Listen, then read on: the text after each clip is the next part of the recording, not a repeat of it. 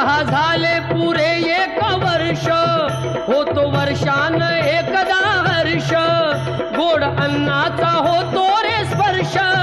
घ्यावा संसाराचा परामर्श, पुऱ्या वर्षाची साऱ्या दुःखाची वाचावी कशी मी गाथा, बाप्पा मोरया रे, बाप्पा मोरया रे, चरणी ठेवी तो माथा, बाप्पा मोरया रे,